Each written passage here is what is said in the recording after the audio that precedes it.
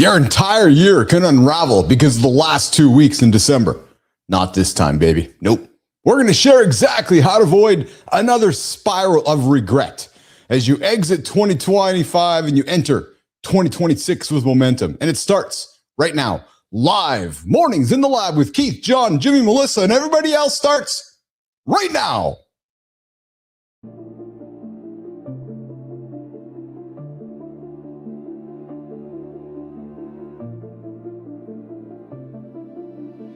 Welcome to Mornings in the Lab, where when something negative comes up. Building muscle improves blood flow. From squirting to squirreling. Start small, build up, and expand from there. Be entertained by fun over here. How have I slept? Has my sleep been good?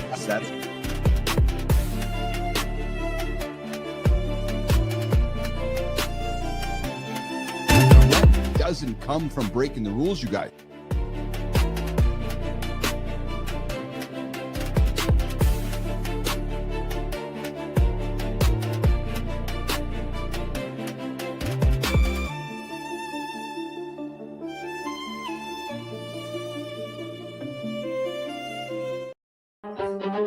Hey, the handsome chief is here. Good morning, everybody. Welcome back to Mornings in the Lab with Keith, John, and friends, your live morning show built for real talk, built for motivating content, entertaining conversation, your free morning accountability partner. Yes, we're here to help you start your day with momentum, positive energy, and entertaining conversation. Hey, guys, just a reminder, before we get rolling into it, before the chief gets after it, yes, do us a favor, hit like, hit subscribe, drop a comment. Come say hello. This is a live conversation. No recorded podcast stuff over here, baby. No live experience. We want you to be a part of the conversation. So if you're listening, come jump into the comments. We got Melissa out there. Jimmy's out there on the buttons. Melissa's out there on the words. Tell us where you're tuning in from and how you plan to spend the next 2 weeks. We're talking about it coming up on the show here today, guys. Quick heads up. This is an R-rated experience. Sometimes it's X-rated. Yes, last week we talked about, yeah. It's R-rated. Just going to say, get the kids out of the room or just tell them they're going to learn some stuff from the Hunkle Chief here. Jimmy, the Hunkle? Is that a new word? The Hunkle? Yeah, the Hunkle Chief, the Hunkle Handsome Chief. And as always, you hit that snooze button. Hey, listen, if you've been hitting the snooze button all year since we started 2025, dude, you're so far behind the guys that have been getting up. I actually don't even know what you're doing here right now. Yeah, true story. Like, dude, and listen, I'm all about grace, resetting yourself and owning the next. But man, you keep hitting that snooze. See you later. See you later. See you later. Yeah. Guys, we are your daily accountability partner here to help you start your day right with laughter, insights, and live conversation you won't find anywhere else. Hey, coming up, guys, we're going to kick things off with the morning loop. We're going to ease into the day by scanning what's happening out there in the world. Listen, there's admittedly, a lot of negative stuff today to wake up to the world with. So I got to balance. I'm going to balance it because I know the morning loop, you guys are stumbling by here to be entertained, be informed. So we're going to drop some current events on the table and talk about what else is happening around the planet, from big money signals about where shopping is headed next week with AI to something very old and very far away cruising. Listen, we've been following this UFO comet. Well, it's passing us this week. Maybe the world's going to change this week. Who knows? Plus a few other stories that make you pause, look up, and remember, the world is bigger than your inbox, baby. Good morning, Sullivan. Good to see you in the comments this morning. Trending conversation of the day takes a hard look at why never give up sounds good on a poster, but falls apart in real life, using the John Cena moment this weekend. If you guys didn't see it, Cena tapped out from a guy who built an entire 23-year career around 3 words: never give up. Jimmy, the fucking guy gives up. What? Yeah, we're talking about it coming up on the show here today. And hey, I know we talk dumb shit awards on the show often. I got a guy who might be the biggest hero of 2025. We got a video clip of an unfortunate incident happened this weekend in Australia. We got a hero we're going to show a video of coming up on the show. Then we're going to lighten it up coming up with the epic spot. We got an aspirational guy that Johnny and Keith are running towards. 80-year-old bodybuilder who said, screw it, to slowing down. Yes. And we're going to give a nod to a 77-year-old's performer's confidence. After that, Frankie and Tommy are going to hand out today's dumb shit award to a motorcyclist. Yeah, you got to see this one. Center stage, We're going to zoom out and look at a massive idea getting smaller by the day. And I put this on here, guys, because it's great to have massive ideas, but it's also okay to reset along the way. I always tell my team, if you don't start with ambition, where are you starting? Like, listen, I find too many people set the bar too low, and then they just manage their way to get there. Why don't we try to create some of the most ambitious projects and then get there? Deep dive, 2 weeks that ruin your year right around the corner.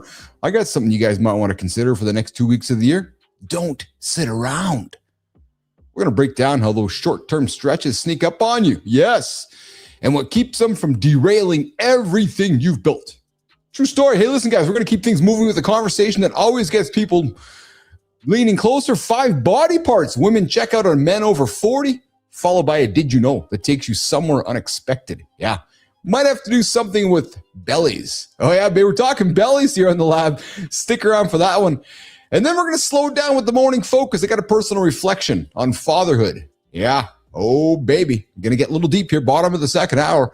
And why this time of year, every year, it's different once you start paying attention. Maya Reyes is joining us for the Community Corner. She gets up and gets after it, gets into LinkedIn, YouTube, and Substack. And she's going to talk about one habit that quietly rules them all, plus the underrated art of saying fuck it when you think you're too old to start over. Today's going to be a fun one, guys. Strap in, buckle up, sit back with that cup of coffee because the morning loop, well, you know what, Jimmy, Melissa, Nation, it starts right now. All right, it's going to be another awesome day in the lab. Good morning, nation. Whoa! What the fuck? Ah! And I thought those dock rats were big. Dude, that's Pitcher, our puppy. Whose puppy? Mine and Sterling's puppy. I mean, I would never have guessed it. That you two are, a thing. Been talking to the big guy, have you? What do you mean? We always talk. Not you. John, the big guy. The big dog. We're not a couple, but you have a puppy. We don't take advice from snoozers. It's your first day, and you're already sleeping on the job. We kept the fort and got bored waiting for you two. That's called dedication. It's called unconscious. Quick clarification. Sleeping on the rooftop is not a job assignment. Noted. We've got this. All right, nation, good morning and welcome to the big show. The coffee is hot and the chaos is just getting started. Keith, John, let's go.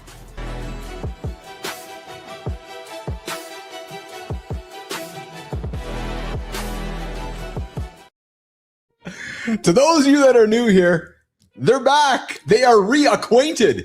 Frankie and Tommy have made it back to the Mornings Conversations desk. Back to the Mornings in the Lab live network building. Good to see you guys back in the city.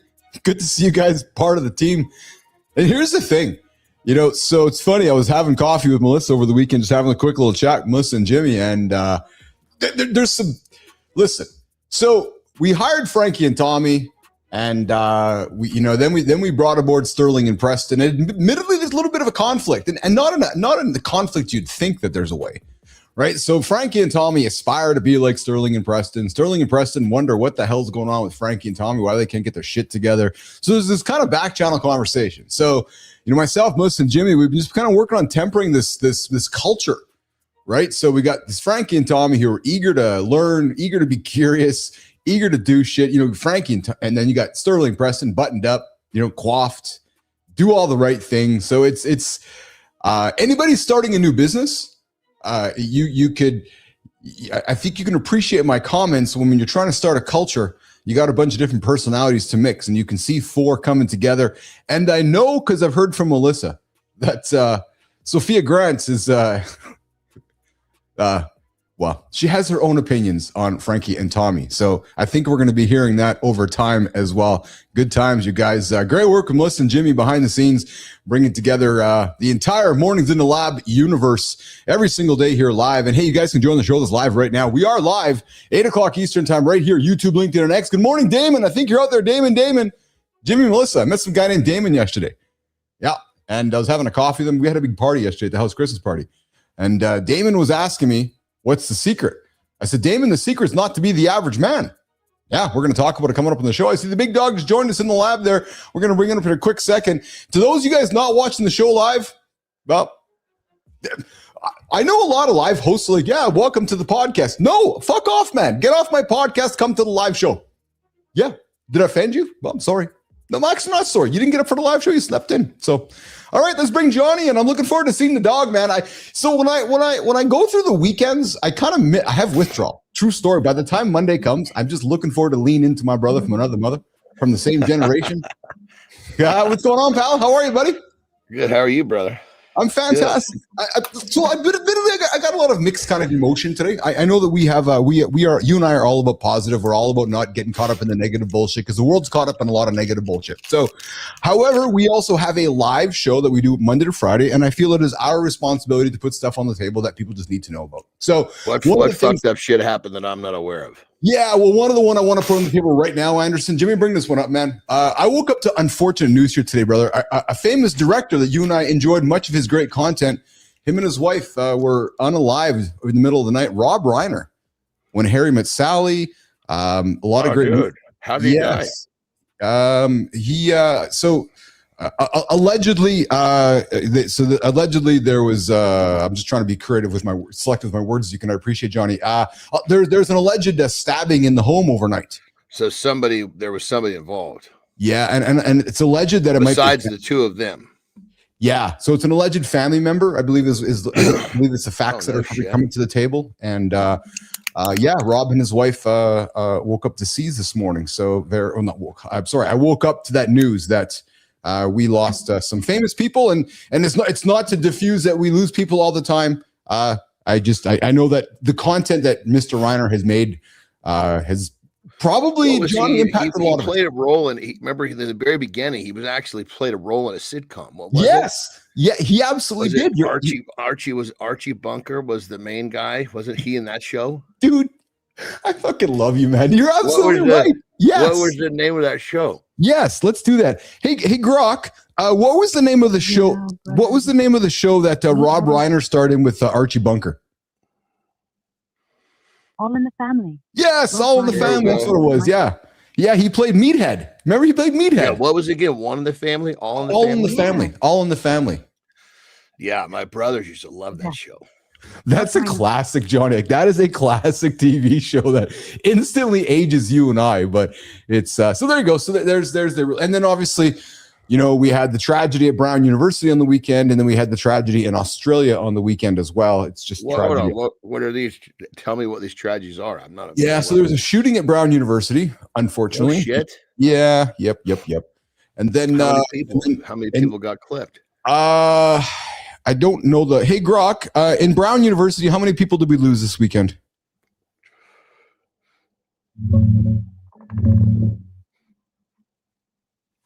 Is that her thinking? Happened Saturday afternoon in the engineering building during finals week. Yeah, unfortunately, man, Johnny, two passed, 9 injured, and I do not know if they have the. So somebody fucking just went in there and started fucking shooting, started spraying bullets. Yeah. Was it a student or someone outside the organization or the college? I don't know if they know that yet. I know that they are. I think they do have somebody in custody. That was an unfortunate situation happening over the weekend as well. And then I think, John, what I can do though is I can spin all the negative energy into something quite positive. And I know that you are all about savage moves. Jimmy, you know where I'm taking this one. There's a man yesterday. So there was a Hanukkah festival in Australia. So where we don't think this is going to happen. Now we're on to the next one. Yes, this is a big one, but I'm going to spin this into a positive that I know is going to put a smile on your face because it did mine. So in Australia, there was a Hanukkah event on the weekend, and 2 gunmen opened fire on a Hanukkah event, killing 15 people, unfortunately. God damn. But there's a man, Jimmy put this on the screen. There's a man, watch this, man. Savage fucking move. Watch. There's the gunman. Watch the guy behind the car. Look at him. Look at this. Oh, there's the guy. Okay. Oh, fuck yeah, dude. He fucking took him out, man. He took him out, Johnny. He didn't shoot him, but he took him out. And he didn't even have a weapon. No. 55-year-old fucking pasta maker. Sitting behind the car. A what maker? pasta, like Yeah. thank you, Jimmy. Rewind that. So rewind that again, Jimmy. So the guy's Yeah, hiding. now that we see do that again, dude. Now that we see I know what's going on, like it's just like this is savage fucking move, man. And I got more great news. Look, watch this. So look, there he is behind the car. he's hiding behind there. Yeah.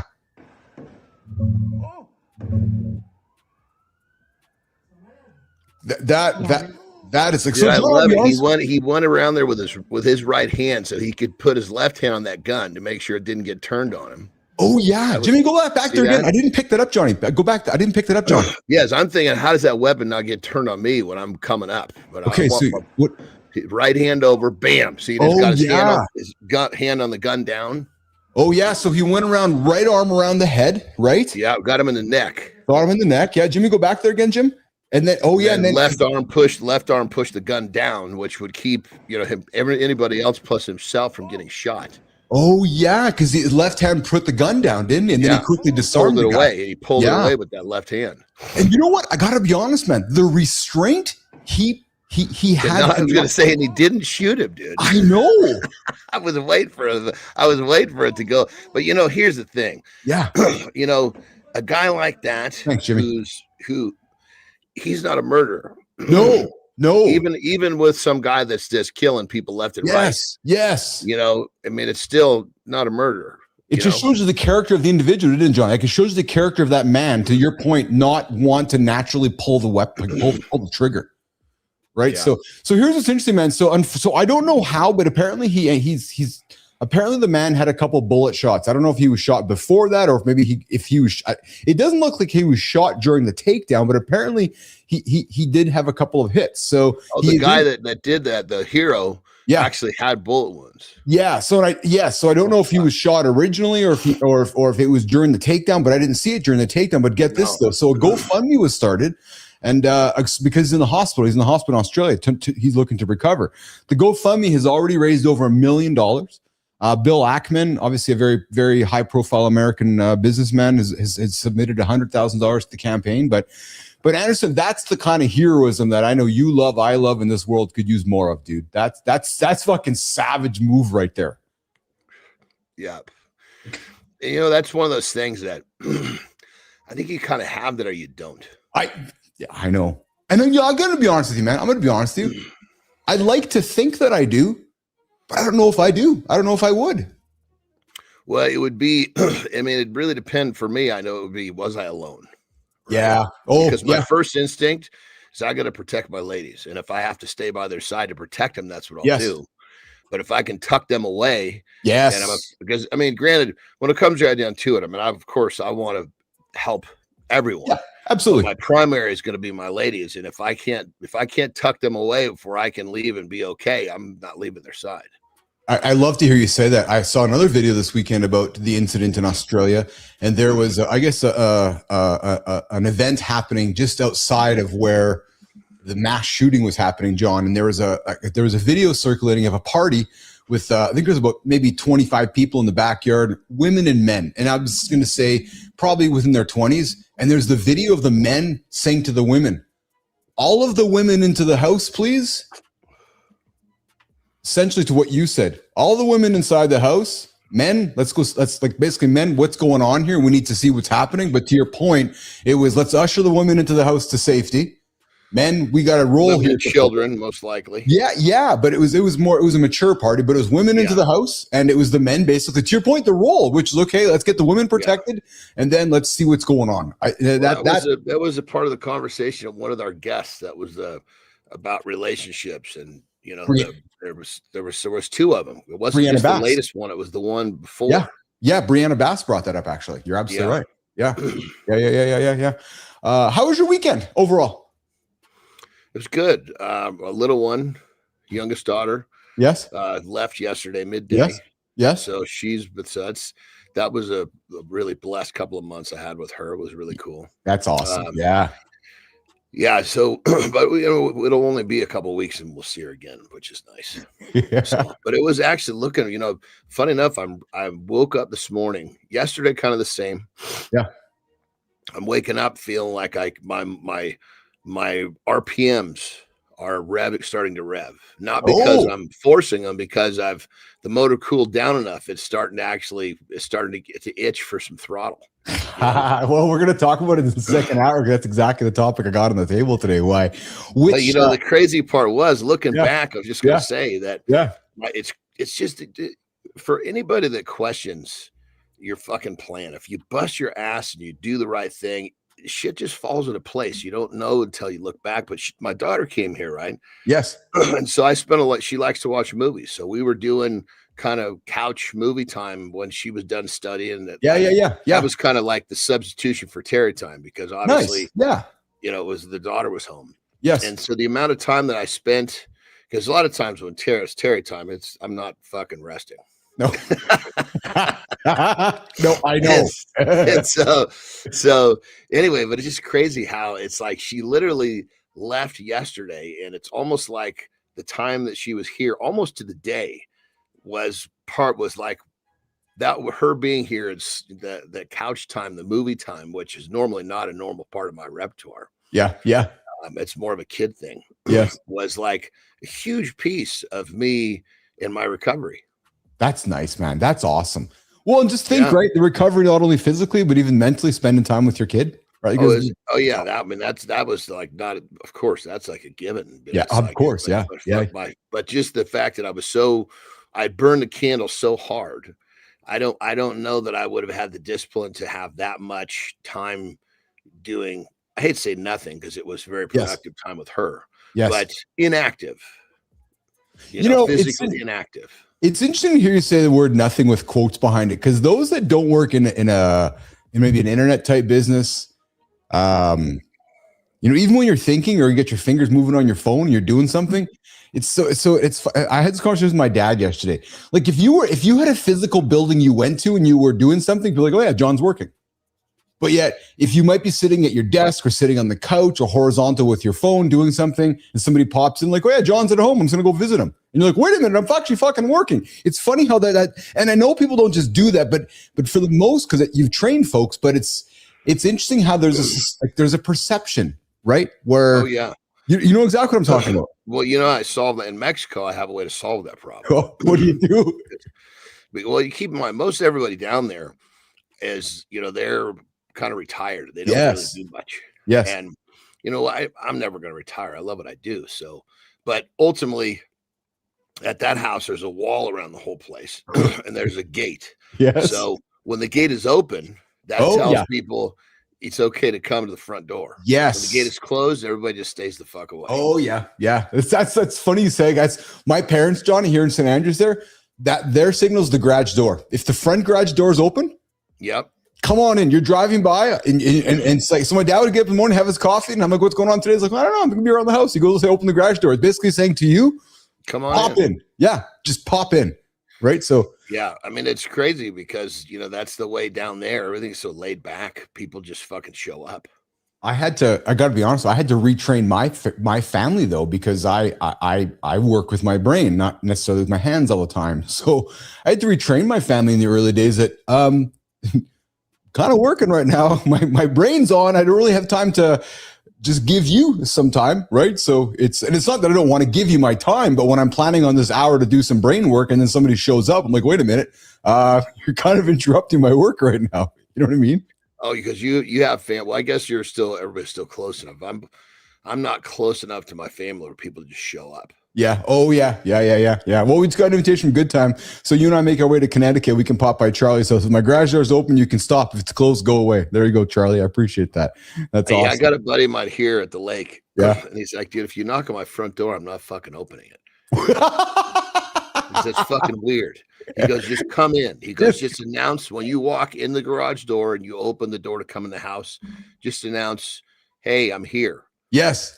Don't fucking knock on the front door. You'll be knocking all day. Same thing at Brian and Gladys's house. It's just like, so if you've been there once, they'll show you where the fridge is. They'll show you where the bathroom is. And they'll show you where the pantry is.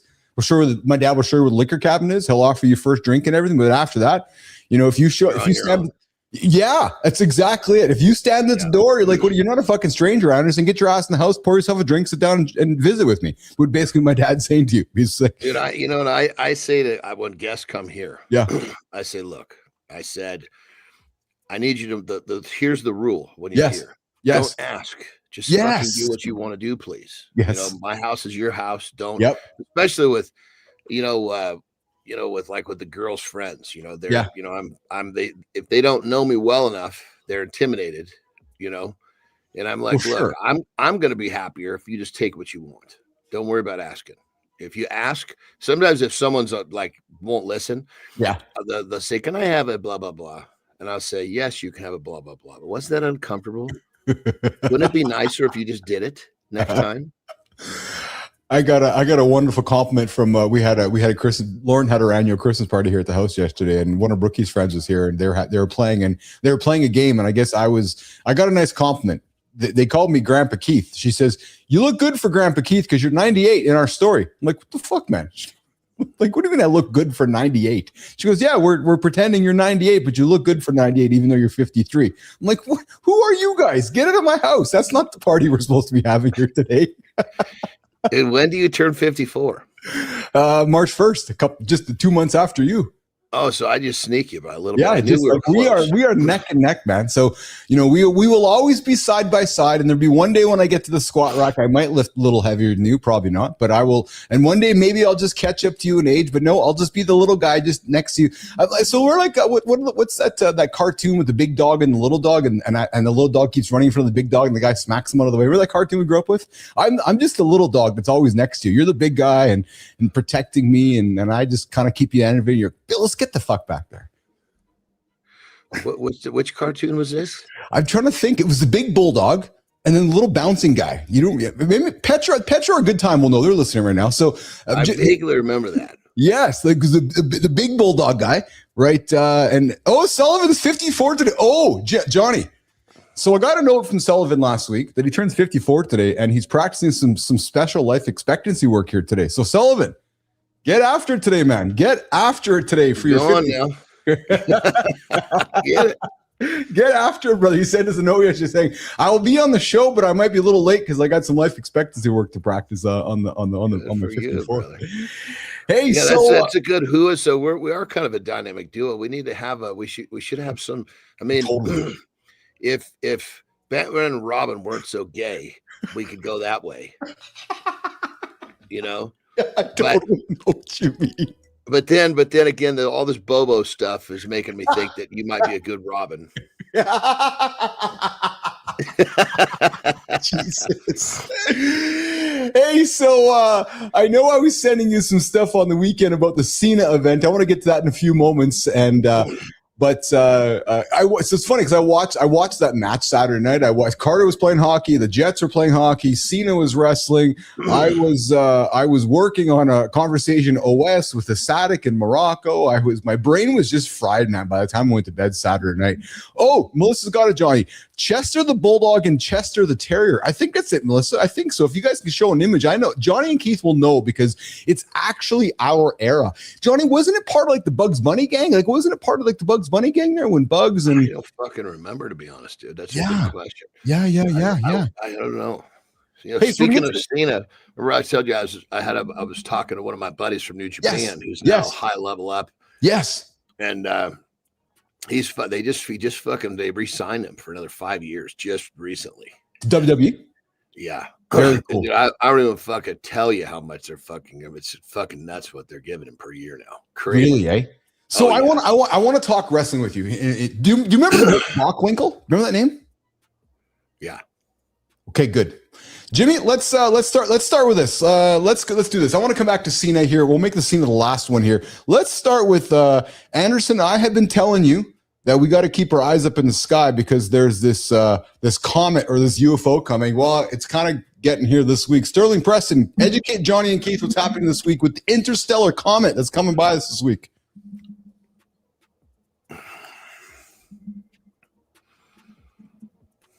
Or not. So this ancient visitor. So bottom line is this. This comet's going to pass us this week. So Anderson, if the world's ending, it's ending this week, the 19th. So it's going to be passed by Earth on the 19th. It's only going to be about 167 miles from Earth. about 1.8 times the distance from Earth to That's Sun. fucking So, pretty close, dude. I was just gonna say it's actually pretty fucking close. So, Yeah, I mean, yeah, all things considered, holy shit. it is. You're absolutely right. So, I mean, anytime you get close to 100 miles is not that far, and we're talking about that amount of space. yes, yeah. So it's actually it's going to be pretty close to the Earth. It's going to come by here this week. So looking forward to seeing what happens with that here this week. And then 1 year from now, changing gears. Thanks, Melissa. Changing gears this week, next year. I'm sorry, 1 year from now. Let me back it up. Do you remember? Of course you remember. Remember when the internet first came out, Johnny, and we were dialing up on AOL, and then it was all the information highway and www. and how internet was going to change all of our shopping habits, and now we just shop online like it's just what we do. Remember that? Mm-hmm.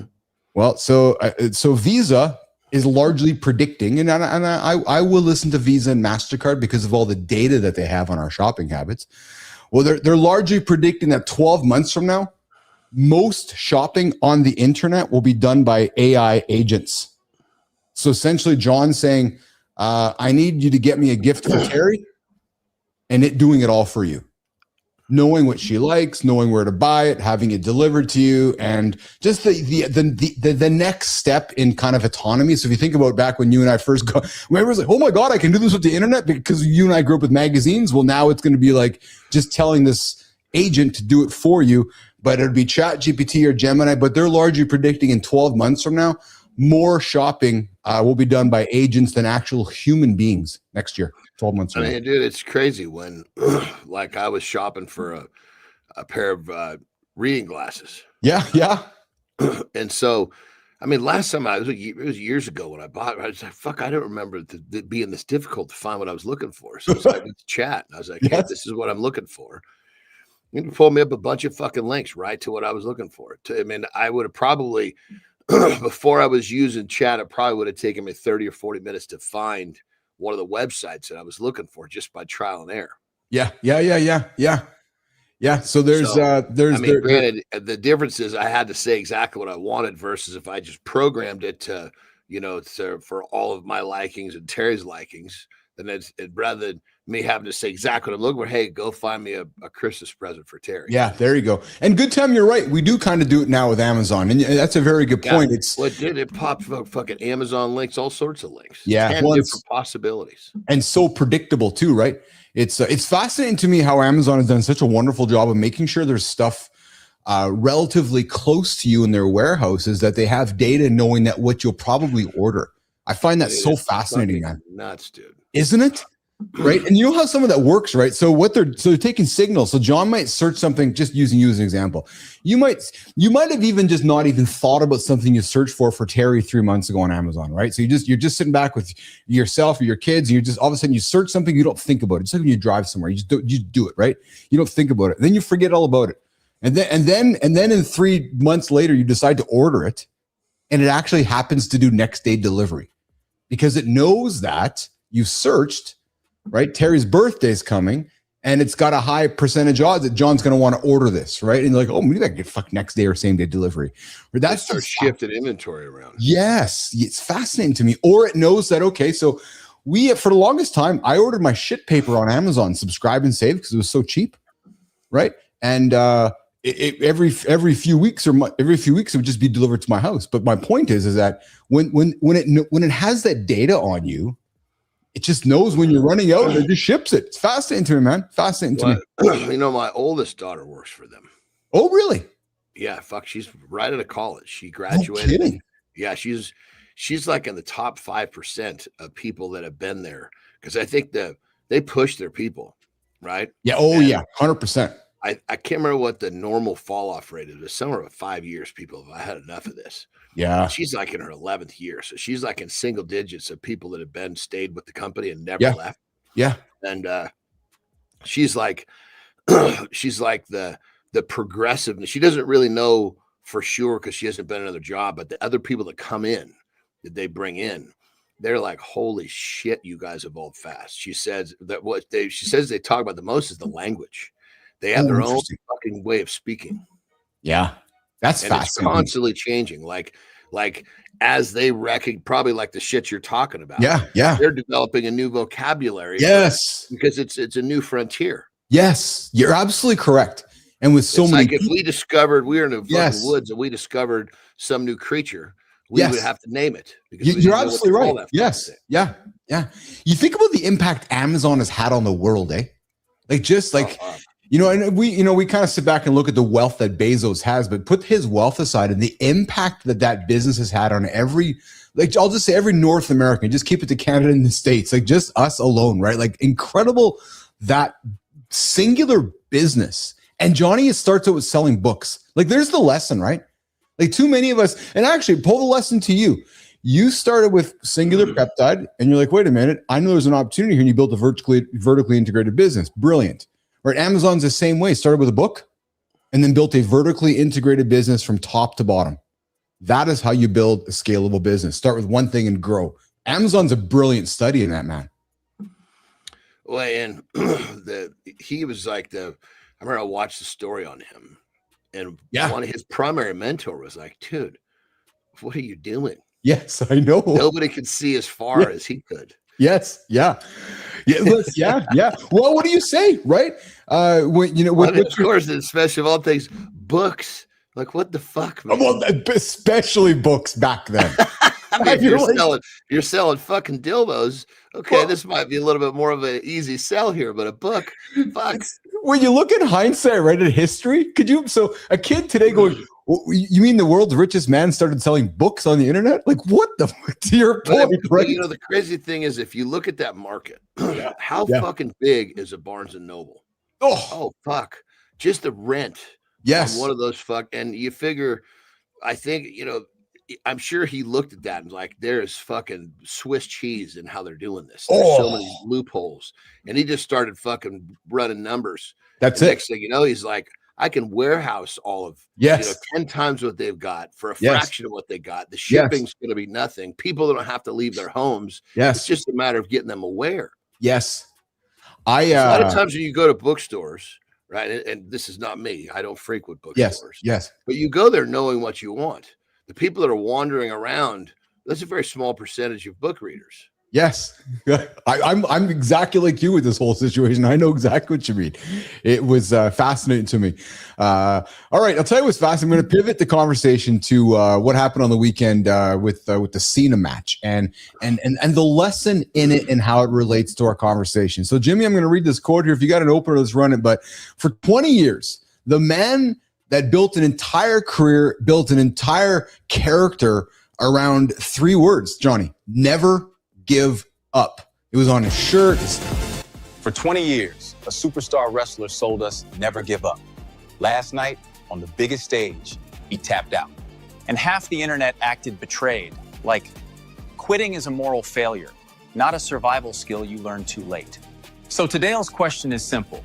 When does never become ego? And when does quitting become the healthiest move? I don't want to get too caught up in the results of it or move that, because I believe the same thing. And I understand those that could argue that, well, wrestling and just the idea of giving up.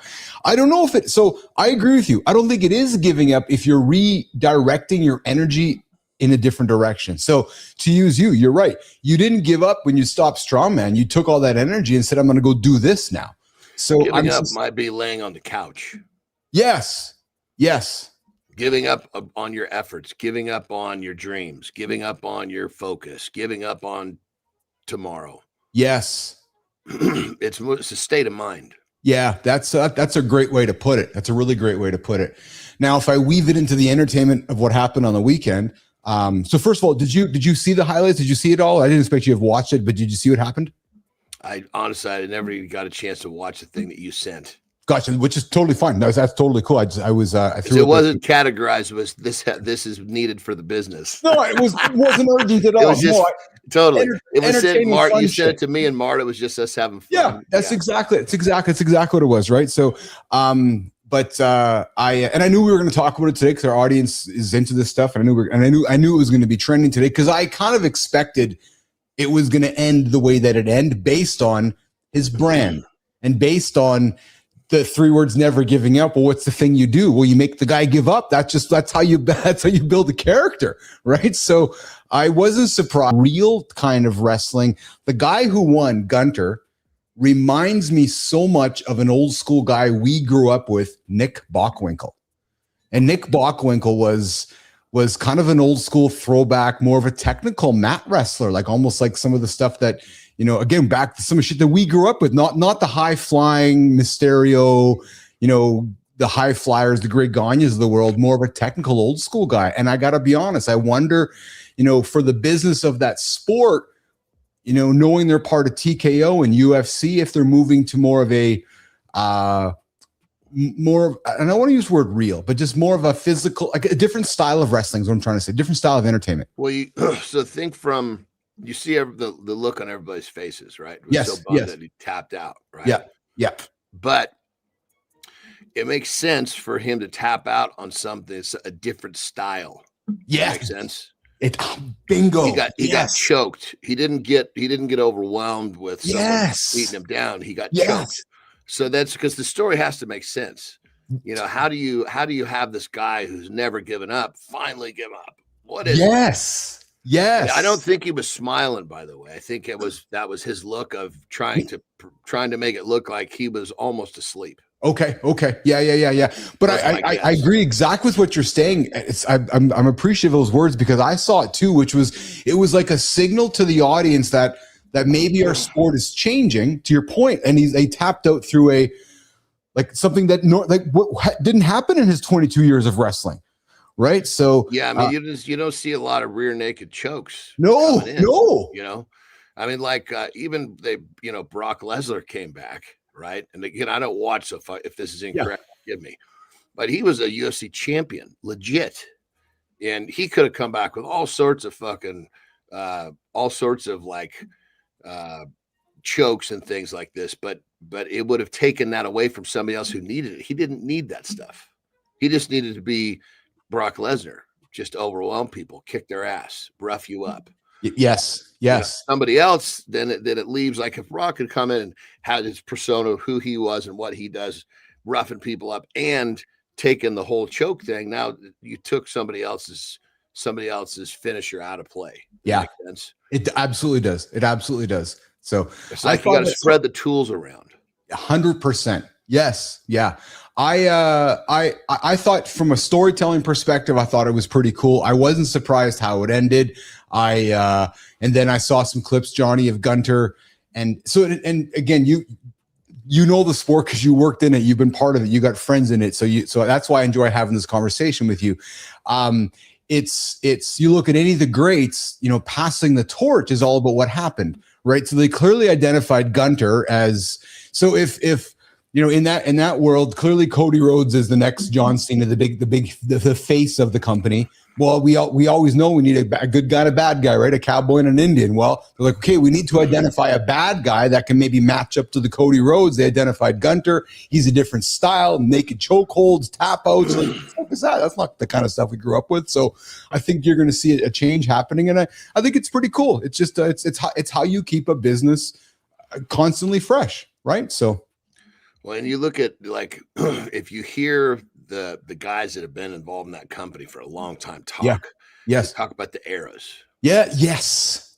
And it's the eras. If you don't change, you don't drift from one era to the next, then you're getting passed up. What their business model became, we appeal to the kids. Now the kids are going to say, I want to go. The parents are going to say, okay, fuck it. You bothered me enough. Let's go. Here's the tickets.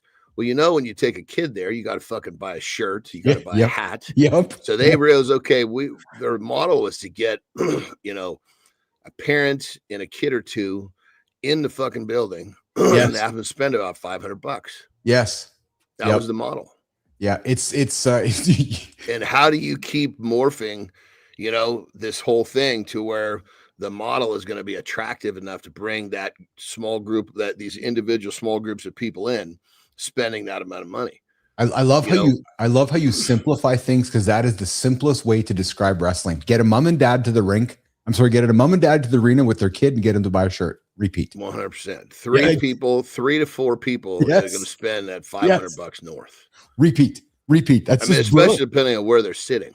Yeah. Yes. That's it though. It's like exactly it. Repeat. It's interesting to hear you say it because 25 years ago yesterday was when Vince made a big video about the Attitude Era was beginning, and when Raw launched the Attitude Era. So it's no coincidence to me that I believe an era ended on Saturday night, and we're going to see a new era. What they did, the Attitude Era, all they did was take those fucking hardcore fans that were having kids, start appealing to their kids, because now, you know that the parents are going, oh yeah, what up, but inside they're going, fuck, I'd love to do that. Yes. Now they got him. Now they got him. I mean, it's the way that they chose to, because those hardcore fans, those Attitude Era people, they were fucking hardcore fans. Oh, big time. It didn't take much to get them to fucking buy a ticket. Well, fuck, now we're going to appeal to the kids. Yes. Oh shit, it's a guarantee. It was like keeping those people, in the seats. What's really cool too is I was watching some reactions of some of the wrestlers so they had CM Punk, and they had a few reactions of the wrestlers' faces when the match ended. And this is where I appreciate the sports and the entertainment side of it, right? Because like just to see some of their faces, like, oh, he tapped out, right? It just as if they were surprised that that they didn't know, and of course nobody knew, but I thought it was, you know how much of a fan I am of storytelling. I thought it was a great job of storytelling, and that is really, really where I wanted to leave that. Speaking of Savage, so like storytelling, Savage. Jimmy, let's throw Khabib on the screen here. John, check this out, man. So Khabib gets up this morning and decides to go jump in water for some cold water therapy. UFC fighter, look at the current. Fuck, where are they? Somewhere in Russia. But look what he does. Look at the fucking that thing is that fucking river's moving, baby. He's savage. Look. Like that is fucking savage itself, man. Like that's Khabib. I can't pronounce it. You're just swimming to keep your shit above water, right? I think you are, aren't you? Making progress. Fuck. No, you're absolutely He's just right. Getting in there. Yeah. He just wants to keep his head above water and make his way back to the shore. Yeah. That's savage, man. That is like that's give no shits attitude. Jump in the cold water. Never mind, the cold water was probably half frozen. Then you got that current, and you're trying to stay alive, man. That's surprised he went in his clothes too. Yeah. It's harder to swim with a shirt on. Yeah. We got Petrocelli. Even Mick Foley tapped out in response to Kurt Angle's. Yes, I remember that. Foley tapping out Kurt Angle's ankle lock. I remember that. Actually, Angle was at the arena for that match, which I thought was pretty cool too. That's because I want to say because they brought Cena in with a pretty big push. I think one of his I don't know if it was his first match. It was against Angle. It was against Angle, June 22nd, 2002. I remember that fucking monster promo. Yes, and that just put him on Front Street. Yes, yeah, I remember that actually. I was I loved Kurt Angle. I definitely am a fan of Kurt Angle's wrestling, and I enjoyed it. Fucking savage. Yes, in the legit wrestling match. Yes, this fucking guy people were afraid of him. Of Angle. Yeah. Oh, afraid. Oh, I believe it. His fucking eyes. Of course, he wanted to win, but he was going to win by breaking you down. Yes. Yeah. There was a dude that I worked with in Japan. I'm having a brain fart on what his name is. Fucking monstrous guy. Yeah. He actually was. Him and Angle they were in college. They were kind of going back and forth. Okay. And he said that, some of the battles that they had were just were just like off the charts. He said that because he said that of course, this is what he said. Who knows if it's you telling the story from what you remember. Yes. Yeah. He had Angle in a chicken wing, which means he had one of his arms behind him. Right. So Angle's on his stomach. So all he's got to do is walk around him and turn him over. And, at that level, you are trying to find any way not to get fucking turned. And somehow, I guess, Angle worked it for like an injury timeout. Really? Yeah. Yeah. I don't know if it's true or not. But what I'm really demonstrating is at that level, you don't fucking care what it takes to stay there. Well, so that's certainly the impression that I have. No, I'm going to re-choose my words. That is what I've learned from hanging out with you. And so I grew up watching the sport, but now hanging out with you and talking to you and kind of reading in between the lines, I'm very much learning what it takes, or no, I'm assuming what it takes to be at that level all the time. And I've only gotten more appreciation for your lifestyle, the choices you've made in life when I see some of those guys. And I'm like, holy fuck, man. Like that is, well, hold on a second here. Did you guys just see that on my screen? There's a fucking fly on my camera. How is there a fly on it? Is it this right here? No, I saw something on my, I don't know. It's bizarre. Anyways, okay. Anyways, but my point is the lifestyle thing though. Check this out. Oh, hold on. No, not yet, Jimmy. That guy was 90 something, wasn't he? 80 no, so Jimmy put that on stage. Look at this guy, 80-year-old bodybuilder Anderson. Put this up there, Jimmy. Look at this guy. 80 years old. That's not Joe Biden, by the way. Well, you can tell how old he is by the way he dances. Yes. A savage for sure. That is savage, man. Like that is that's awesome. So and the crazy part is you look at his physique, he's for the most part pretty symmetrical still. Normally when you get guys well, like perfect example, like like the next time I compete, whatever it is, you are gonna so clear, and I'll hide it as best I can. But there's gonna be a couple shots where it's gonna be really difficult for me to cover up two muscles that have just kind of atrophied from nerve damage. Oh yeah. He doesn't have that. Or you get guys that pop a bicep off and don't get it fixed. Yeah. There's like at a glance, there's his left to right, he still matches pretty well, which is a huge part of that sport. I was very impressed.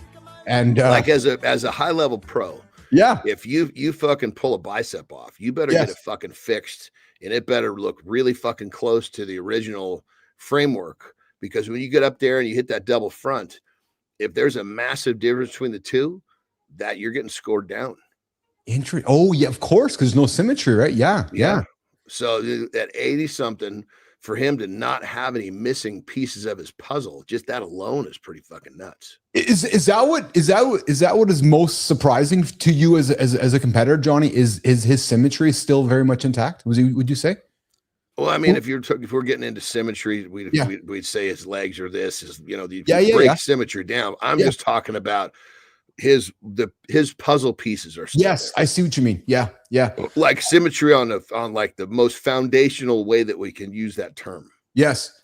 Now keep in mind at that age, they're not really scoring down for muscles that have atrophied and balances that are not just right. But when you see this, you're like, fuck, man. It's, you know what I mean? I'm impressed by I'm impressed by his size still. Like he's still got some good size on him, brother. No?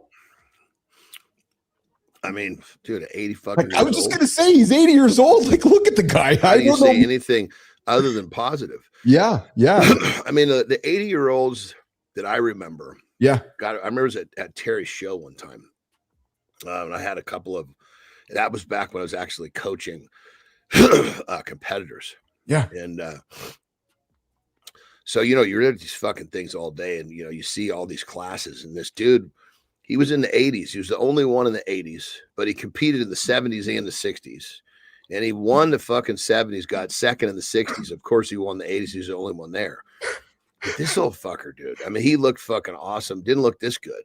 Yes. But what I loved about him was he fucking walks out there to old school fucking Ozzy Osbourne. Oh. Right.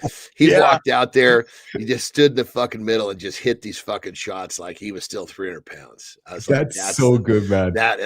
When he got off, I went in the back. And keep in mind, I was a pro. So I was, it was a big thing for me to be there. Yeah. There's not a lot of pros in these little competitions. And I was like, dude, that fucking guy. I still had goose pimples by the time I even got back to him. That's awesome, man. We got Petro says, I think Kale Sanderson could take Kurt Angle. I got to admit, Petro, I don't know Kale Sanderson. I don't know that name. got to do a little bit of research of that. No, good time. It was not my hair. I swear it was a fly or it was like a fucking ladybug or something. I'm kind of curious about what the hell it was. You were definitely freaked out by it. Jesus Well, because Christ. something showed up on my screen. I'm like, because it's behind the lens. So I got this, so it's just the way my setup is. I'm like, how did it get behind the lens? Like what I'm seeing here. So I was like, what the hell is that? So we go from the 80-year-old bodybuilder to a question which maybe somebody might want to ask Iggy Pop. Is it time to put your shirt on, Iggy? Dude, I've seen it. Jesus Christ. But when you're an old rocker like that, I that's know part of what makes it work. You can be the nastiest motherfucker on the planet and you still let that shit hang out. And Iggy he literally does. Iggy is the nastiest rocker on the planet. Like Johnny. Well, I mean, look at him. He's fucking limping like he's got missing his leg from the knee down too. So I do not know. So when I look at that, I'm like, no, do not put your shirt on because you are savage for being just true to yourself. Yes, 100%. Fucking eat. He just eats. I mean, dude, he might as well be in the best physical shape of his life. Yes. He's moving like he doesn't fucking care. I agree, right? So if you're like, you're going to see fucking Iggy Pop, and yes, and Good Time is right, and he still would have a line of chicks waiting for him that we would all be telling them to put their shirts on. Dude.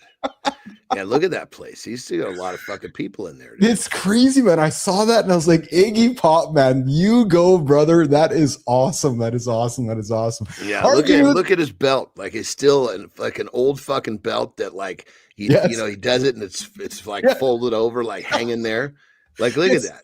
That's like this is stuff that those are the fucking pants he wears every day.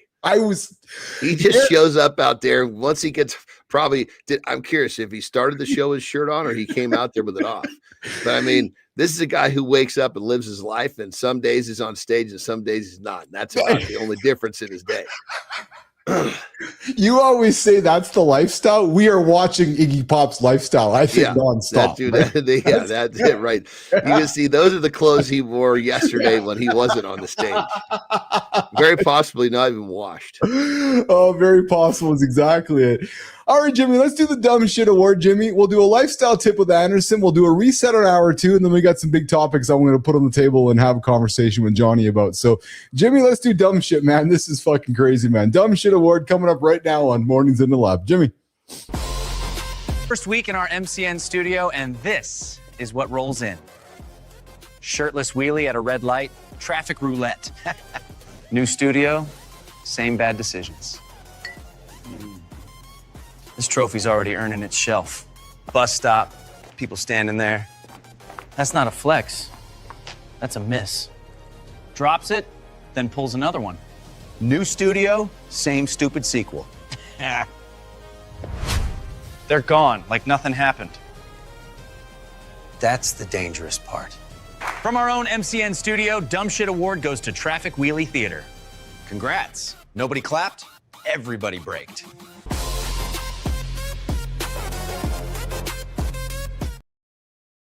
Yes, the guy just drove right into the back of the car. I don't think you saw it, but check this out. Look. He's doing his wheelie, Johnny. Drives right into the back of the van. Watch this. Because he can't see. Watch.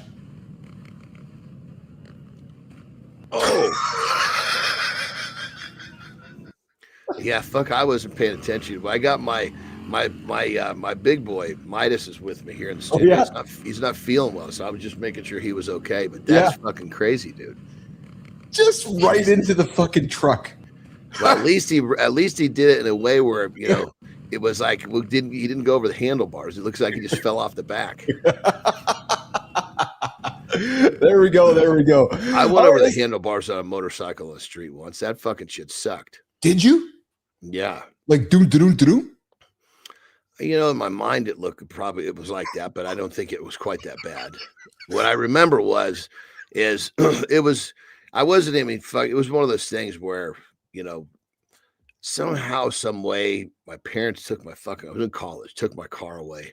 Uh-oh. And I was like, well, fuck, man, I make a lot of fucking money paying these houses in the summer. I'm just going to go buy a fucking motorcycle. That would be a good way to get my car back. You right? son of a bitch. I know, such a small little fucker.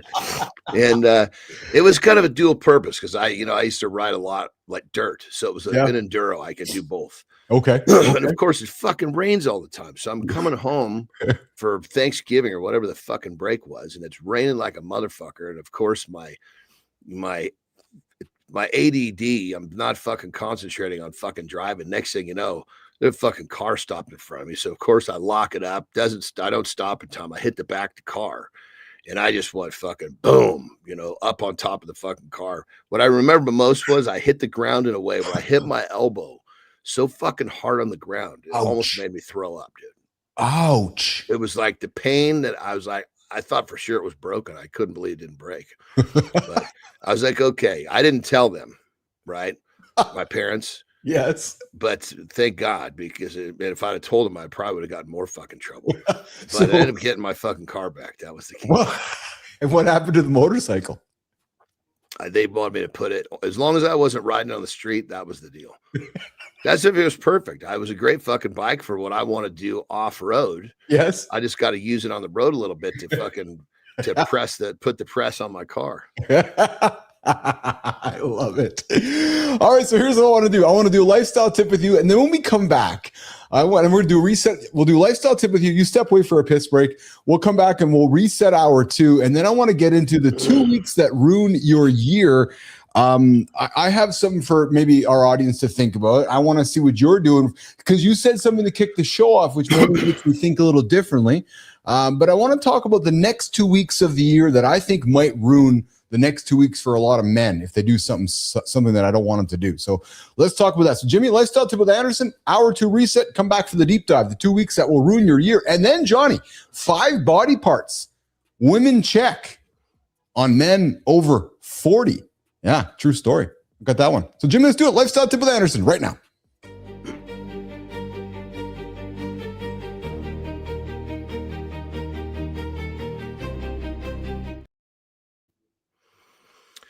Stop the bleeding. What does that mean? Well, that's a phrase I use myself when it comes to any time, especially holidays, where I might be in a position to have fucked up with what I'm eating.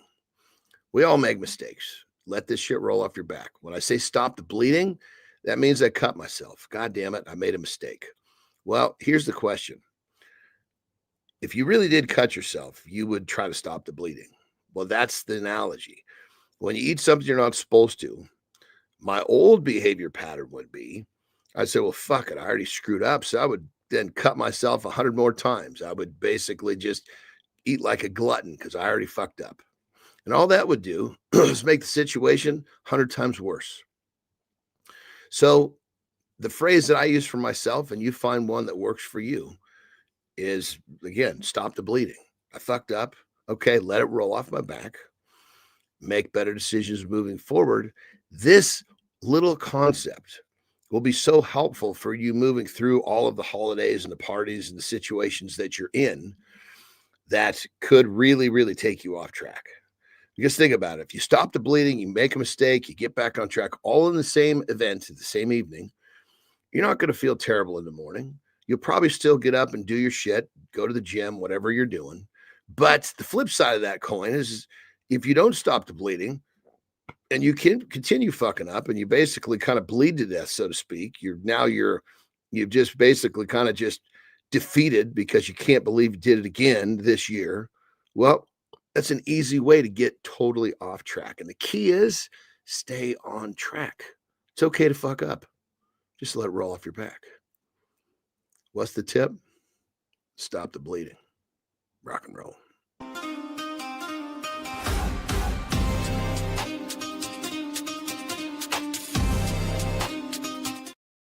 Good morning. Good morning. Welcome back, everybody. Let's reset for hour 2 of Mornings in the Live with Keith, John, and friends. You are tuned in to the big show. We get after it live, baby. No recorded podcast here. No 8 o'clock Eastern time. YouTube, LinkedIn, and X. If you're just joining us, here's what you missed an hour 1. We'll be going after for an hour already, guys. Damon, you've been up and after it? Hour 1, we kicked off in the morning loop we got after a conversation. We kicked our bearings into what's moving in the world this morning. We unfortunately got into the conversation about Rob Reiner. We talked about the incidents happening at Brown University. We talked about the savage move by the hero in Australia. Yes. And we also spent some time talking about why never giving up sounds powerful, but could quietly steer people wrong when it's actually taken at face value. So when you hear somebody thinking about never giving up, maybe they're not giving up. Maybe they're just reassigning their energy in a different direction. So we lean into the big wrestling situation this weekend with John Cena. We talked about what is never giving up actually meaning. And then we got into some fun stuff with Epic Spot. We talked about an 80-year-old bodybuilder. Guys, there is never any excuse to get started. We focused and featured an 80-year-old bodybuilder who refused to fade quietly. And then we handed out some dumb shit today to a motorcyclist who made a decision we're all still shaking our head at. And we were going to get into a conversation about Neon, but we haven't gotten there yet. Instead, we're moving into hour 2 on Deep Dive. The Deep Dive is the heart of today's show. The 2 weeks that ruin your year. We're going to break it down because it's happening to you guys right now. So I got some invitations for you. And then we're going to roll into a conversation that always gets you guys going. The 5 body parts women are loving.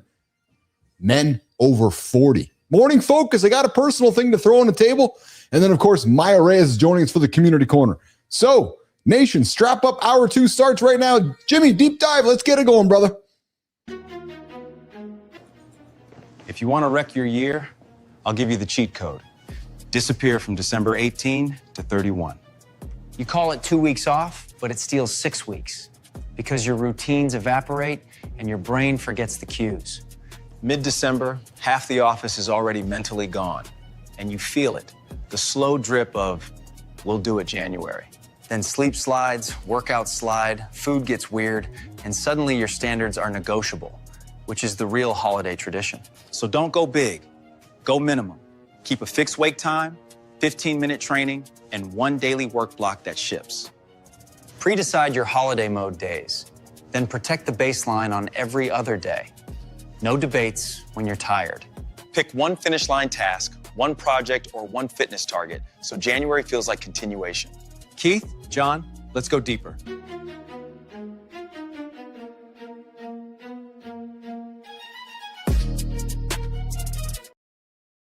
I used to be this guy often that would take the last couple of weeks of kind of December off and January, and we just kind of check out and relax. And most there's nothing wrong with that. However, maybe there's a way to reframe this. You heard about it through Anderson's lifestyle tip that you're gonna make some bad choices this holiday season. We all more than likely are. As I said to Carter Johnny, he had a big hockey game on Saturday. He was up playing top line minutes. I said, Carts, here's exactly what I said. You are going to make mistakes. I didn't say if you make a mistake, you're going to make mistakes. When the mistakes happen, forget about them and just restart. So I had to reframe for him that, if, not if, because it's going to happen. And I want to chat with you right now about the next 2 weeks of December and the first 2 weeks of January, where in my experience, a lot of dudes just take the time off and check out. And then the 2 or 3 days of time ends up being 4 to 6 weeks before they restart. And they're wondering why they're so far behind everybody else. Now, I'm not here to say one last thing, but I'm not here to say don't rest and recover. I'm simply saying maybe this is the time to actually get after it while everybody else, the average man, Johnny, the average man is sitting back on the couch getting fat. If you don't want to be the average man, maybe this is the time to get ahead of that guy who's choosing not to. Anderson. I love questions. Right? Yeah. Well, this question needs the people that ask themselves this question. Mm-hmm. What are you checking out from?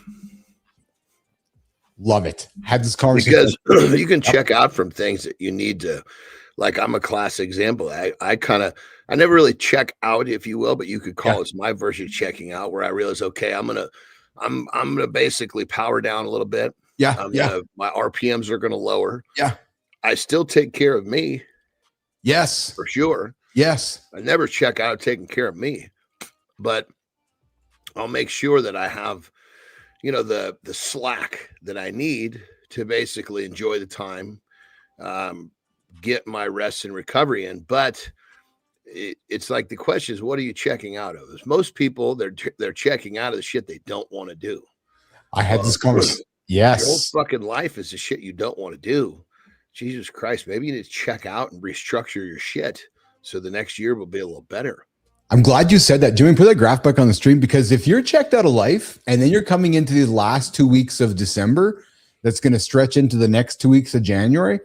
Like, man, you are like, you might even be further than checked out if that's where you're at. Like, maybe it's time to really look in the mirror if you're racing towards the holidays to check out, just to go back to work in January to recheck out again. You hear what I'm saying? It's like a mini fucking retirement. Yes. I had the conversation at the house. We had some friends over for Lauren's party, and there's a young man I was sitting with. He's just turned 30, John. His name's Damon. Love you, Damon. Because I told him to come listen in this morning. And I asked him this question, John, because he said to me, Keith, you're a fit man. You're 53. I saw your gym downstairs. You look like you're a fit man. And you know what I said to him, John? I took a page from you. I said, well, I don't want to be the average man. He looked at me like, what? I go, well, do you want to be the fucking average man? He's like, well, no. I go, then why is your fucking behavior average? He looked at me like, take that another step to say, because I'm not an average. You don't say because I don't want to be, because I'm not. Oh yeah. Yeah. You're not. So Yeah. own it. Yeah. Yeah. Good reframing of words. Say then at that point, because I'm not an average man. Are you? It is. I got to tell you, man, that is a show fucking stopper for any man. Because it relates to this conversation right now. Because I said to him, he loves his job. He's just newly married, and I love him, and he's awesome. But I can tell his brain was thinking, right? And I can tell maybe he's like, maybe I need to lose a little bit of weight. I need to make some changes in my life. And I said, well, dude, then why do you keep leaning into average man behavior? And when you throw that question on the table to any man, Johnny, what I learned from you, I was like, men are like, oh, I'm not average. Well, then why the fuck do you act average? It's true, dude. I'm telling you right now. I think Johnny's frozen. So that was my VPN. I was doing some work on yesterday where I need. Okay. Yeah, no, that's okay. And for our show, I turn it off because sometimes it reroutes. Yeah. But that average man question, that's like an ego question to any man, Johnny. I mean, the crazy part is that most people have no fucking clue that they are. Well, that's exactly it, because we were talking about it yesterday, and I said that we go through our behaviors in life, and I'm not trying to speak down to anybody. I'm trying to speak up to folks that are aspiring not to be average, because what you just said is just you get into routine and you don't recognize that you actually are. Your behaviors are average. And that's why this topic is, if we sit back today, like today's December 16th, if you just sit back and kind of chill out, well, before you know it, it's going to be the mid-January. You've lost 4 weeks to the folks that aren't chilling out, and you're wondering why you're behind.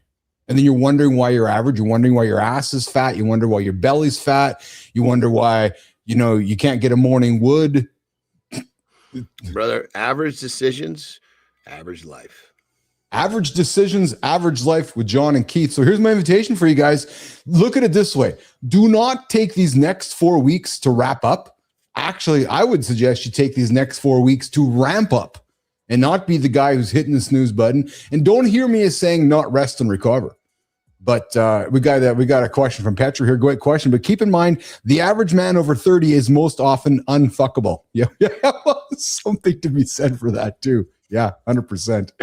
Jimmy, let's get to what women are looking at for men over 40.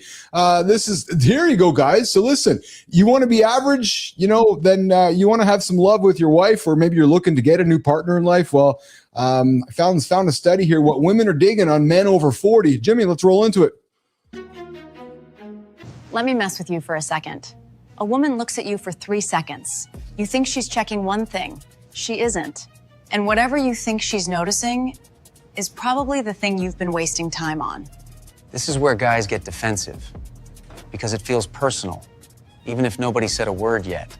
Because the truth is, she's not judging your body. She's reading your lifestyle.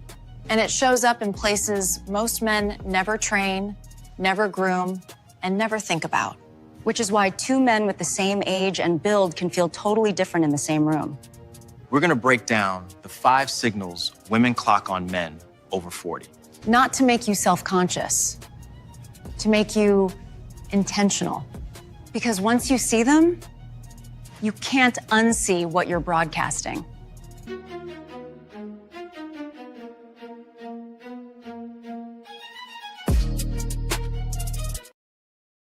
Men over brother. 40 think This women are one, checking their apps. Doozy, brother. Doozy. Tell me. No, it's just been so. I mean, it's how men don't understand this. Fucking blows me away. One of my buddies, Yes. he goes through separation. Yes. And he's been on and off with this lady for a long time, but this one seemed to be enough that he was like bringing other girls around, right? Okay. And he does well for himself, So, obviously, when you do well for yourself, even if you're overweight, a lot of times you can kind of slip that by. Yes. Right? So yes. Yeah. Well. Anyway, so he brings this chick. said. Yeah. And so he is basically I'm over at his house. Yeah. And I meet this girl. Yeah. And she's fucking great. She's got her own business. She's in shape. Yeah. She's pretty. She's got all of her boxes are checked. Yes. And he's like, we're talking about, and I can tell he kind of digs her. Yeah. And he's all, we're having this conversation and blah, blah, blah. And I said, brother, you're looking at her and you see all these things that you like, which is great. Yeah. I said, but have you thought about what she's looking at what she's thinking, what she looks at you? And he goes, yeah. He goes, she probably, she sees that I'm overweight, that I'm fat or whatever he said. Yeah. I said, no, dude, that's not what she sees. Yes. She sees your lack of discipline. Yes. That's just a side effect. That's just a side effect, a negative side effect of your lack of discipline. That's what she doesn't like. It was you who taught me the words, and I had known this, but I hadn't heard it framed the way that you framed it for me when we first started hanging out a couple of years ago, which was how did you say it? It's the habits that you're judged on, not you dropped the fuck. Yeah, don't judge the man by his bank accounts, his cars, and his houses. Judge the man by his habits. Yes. Because the guy that's got the habits, he might not have all that shit yet, but that stuff's in the mail. Yeah. And that's exactly kind of what I was even alluding to the previous chat here, the deep dive around kind of taking the next 3 or 4 weeks off to get fat and just kind of sit around the couch, or you can choose a different path. And it's even the same conversation I had with Damon yesterday is that, man, it's what I'm so attracted to with Lauren when I see her put in the work in. It's the habits, right? Or you with Terry, it's the habits. The results will be the results. Sometimes you can't control the results. But if you make the effort and put the habits in, more than likely, you're going to have the results you want. And, number one, John, that women are looking at with men. So let's talk about habits, right? The face and eyes, right? If you're taking care of your skin, you're taking care of your face, you're getting your sleep in. Well, when she sees you, she's going to see a fresh face, fresh eyes. Hey, he's got his sleep in. He's washed his face. He's taking care of himself. And it's not about having a prettier face or and we talked, and you and I talked last week about cortisol face, like the cortisol face because of bad habits, Johnny, isn't it? Really, at the end of the day, right? Bad habits that give you the cortisol face. Dude, when you see someone and they're fucking bloated, yes, they're you can just see the difference between someone that's living a life that's fucking them up or living a life that's not. The next thing she looks for, Johnny, is your shape, your posture. Right. So, and let's face it, do you you as a man, do you walk towards a man that's like this, that like he's hanging his head? And I know you're a kind man. You have lots of love and you have room for everyone. I know you just like I do. But let's be frank here too, man. If there's some dude who's been fucking just all fat and shitty and no posture and shoulders, like, come on, man. Like, dude, take care of yourself, man. Like, that's a habit thing too. I mean, it's again, it goes back to and where we are right now with this really lazy culture we've created. Yeah. If you're going to bed on time, yes, you're eating well, yes, you're extreme. Yeah. Well, hey, okay, but it's not extreme to be on 5 fucking medicines that are trying to keep you alive. Yeah. That to me, that's extreme. That's extreme patheticness. Don't take a peptide. Instead, have the Oreo full of chemicals because we got the sugar out. That to me is still fucking blowing me away, man. It's just we don't want you to think about this. Instead, we're going to repackage Oreo with no sugar and just 7 new chemicals that are going to make you better about yourself. What? Well, dude, that's the beginning of the subscription model. 100%. Guys, hands and forearms. She's checking out your hands and forearms. She's checking out your skin and grooming. And Johnny, back to habits, man. And it's funny because this happened to me at the dentist last week. Shoes and overall style. I walked into my dentist chair. The first thing the lady said to me was, dude, I like your shoes. Nothing to do with anything else with my face, but I like your shoes. My point was she paid attention to the shoes and what they were all about. Man, what were they? They were just these like this winter kind of styling boots, but it was more so that they were clean. They were on my feet. I didn't look schleppy. Right, the power of shoes, man, and clean shoes. And I know you're a barefoot guy, but I know when you go out and you're dressed up, I know your shoes are clean, and I know your shoes are ready to go. Something again that got so many fucking shoes, it's alarming. but here's something often overlooked, though, right? And it goes back to the military way that perhaps we were similarly raised, which is you tie your shoes, you make sure your shoes are cleaned. Right? They're just because there's an impression that happens with your shoes. Let's be frank about that. There's nothing worse than when someone's got a fucking pair of shoes and they're all fucking dirty. Clean your fucking shit, dude. But I get it. If they're the ones you keep in the garage that you put on when you go to the yard work, don't clean those. Yes. But if you have the same fucking shoes that you go about your day and the same shoes you garden in, you better fucking clean them. Yes. So, Fiman Olekson, so you don't just wear work boots everywhere? Only when I'm working. Fiman Fengson. Is that Bang & Olufsen, the great music speaker there? Is that what you're talking about? But guys, clean your shoes would be a good thing to get after. Hey, did you know, Johnny, I know we joke about bellies here on the show. We always joke about bellies. We joke about the big fat bellies and the big bellies. But did you know that in parts of the world, the belly is worshipped? Jimmy, put this one on stage, man. Did you know the belly is worshipped? Because we get a good belly to go worship. Check this one out. Did you know in Ethiopia's Bodhi culture, a big belly means strength and status? That belly is respected. It's status tied to cattle and wealth. And tradition, not health rules. Some young men isolate for months to prepare. That takes real endurance. They load up on milk, sometimes cattle blood. It's demanding, not casual. At celebrations, the biggest bellies get honored. Sometimes they're picked to lead. Different cultures, different symbols of respect. That's your today's Did You Know? Back to Keith.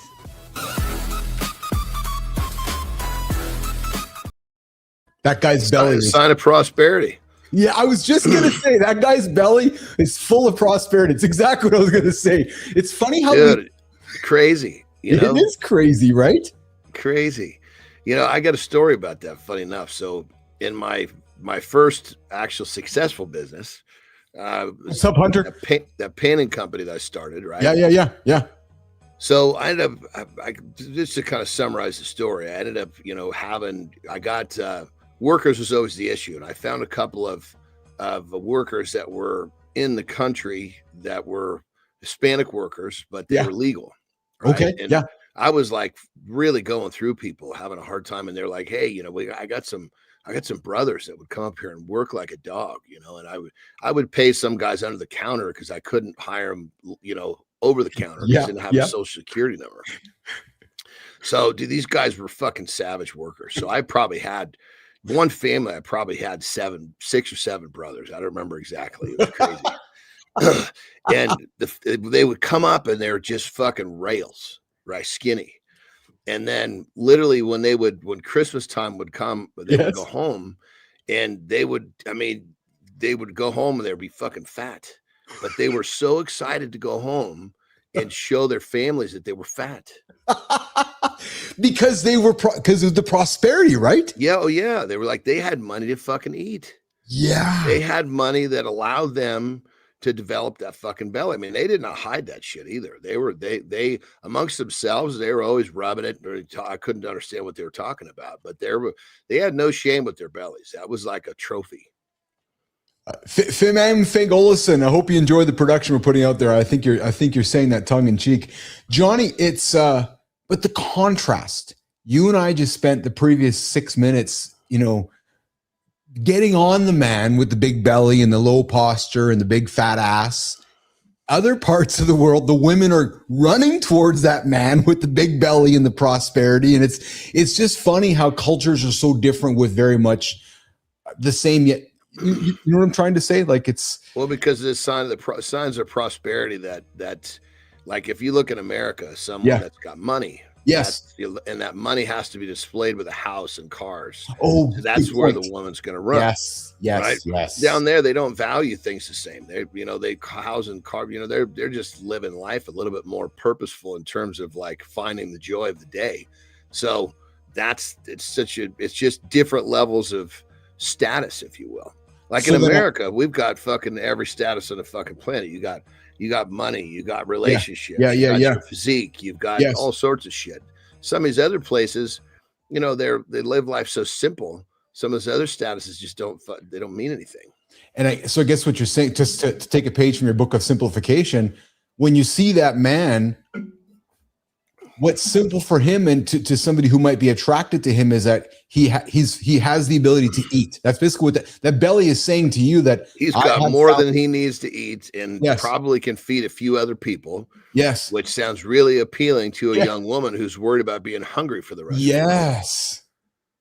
So basic, eh? So fucking basic. Mm-hmm.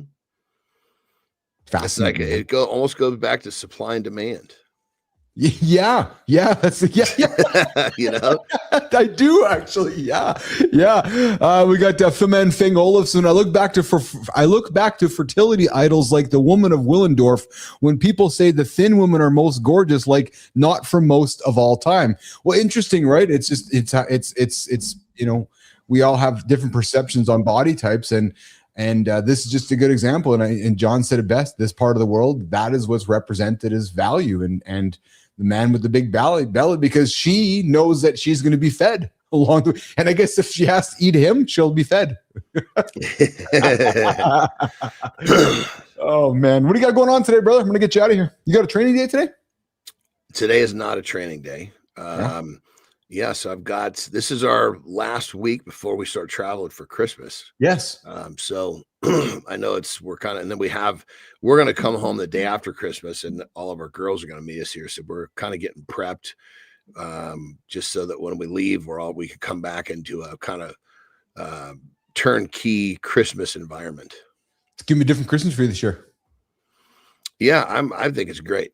I mean, I always welcome different, because it's like I get to have I don't really care about the day of Christmas. Yeah, I know. Yeah.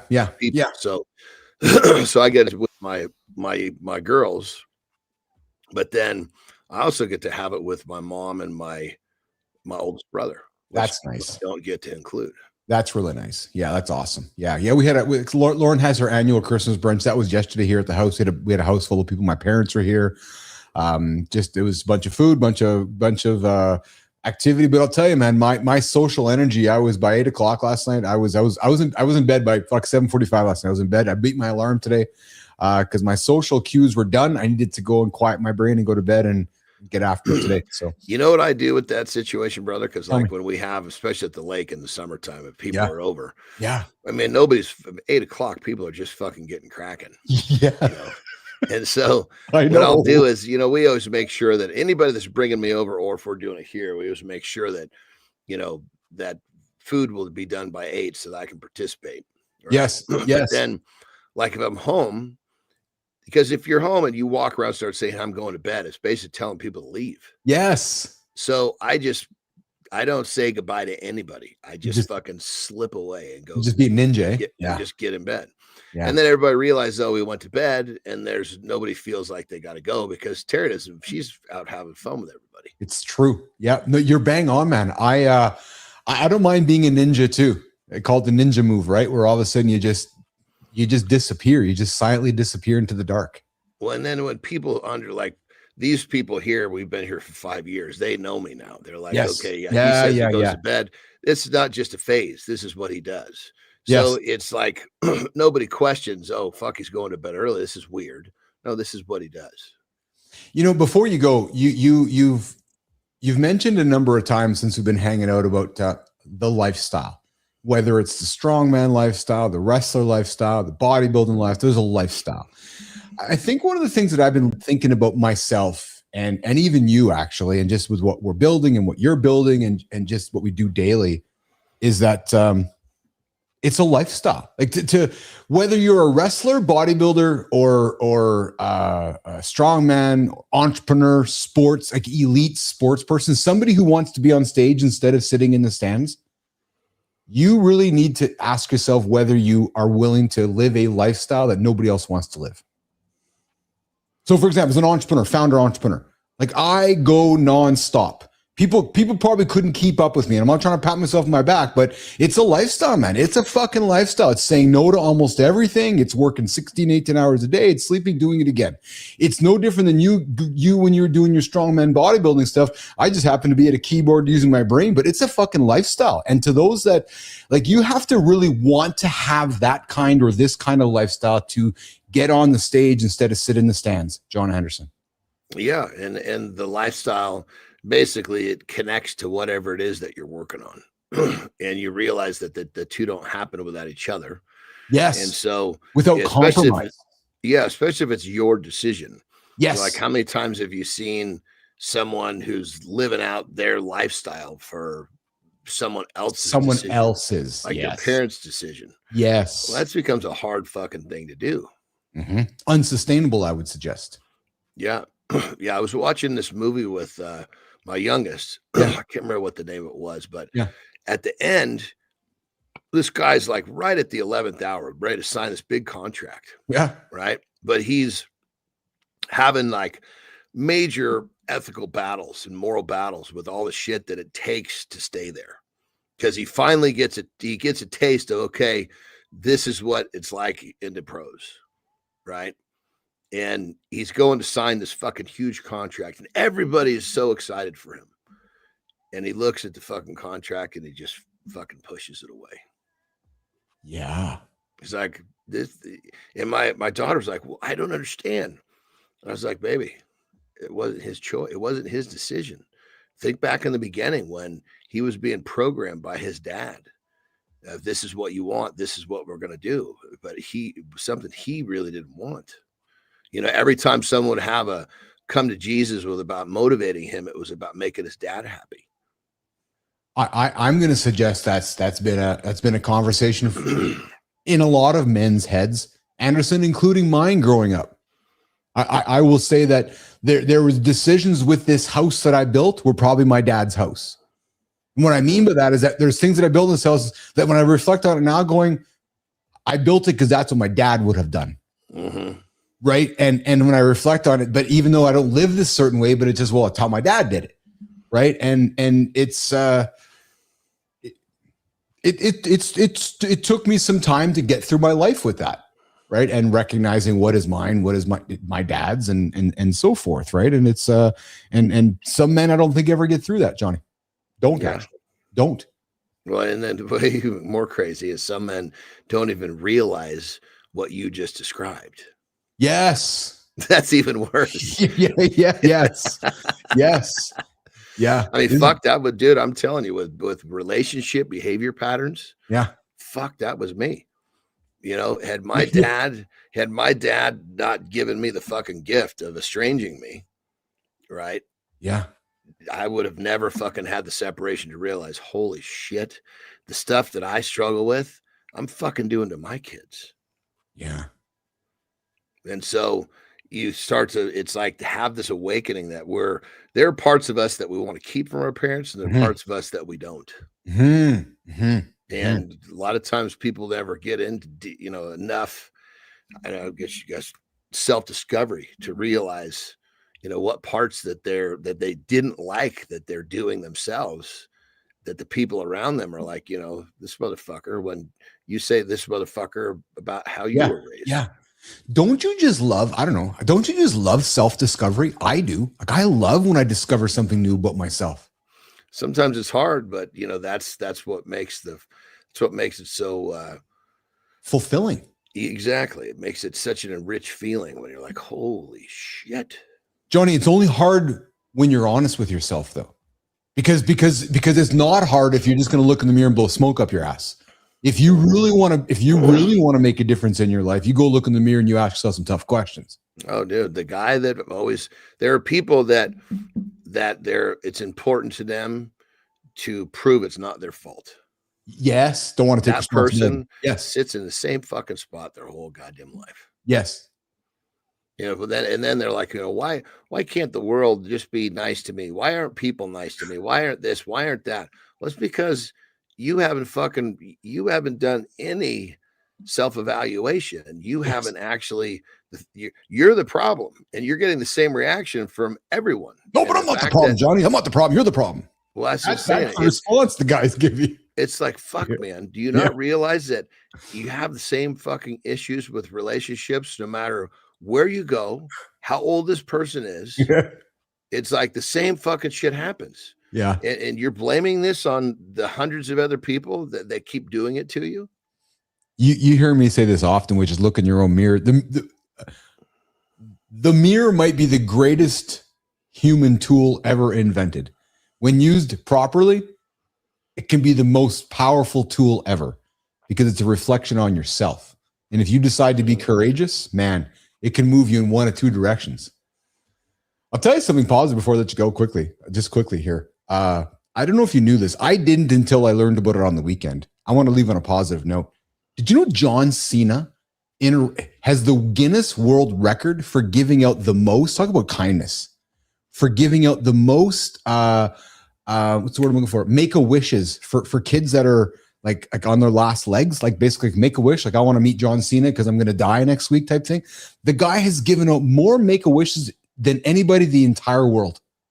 Talk about kindness, right? So some little kid who's never met the guy grows up watching this on TV. Hey, I want to meet John Anderson. John's like, and here's how he described it, Johnny. I think you'll appreciate this. His comment was, when somebody says that there's a little person that wants to meet you that's going to die, leave that on the positive state, man.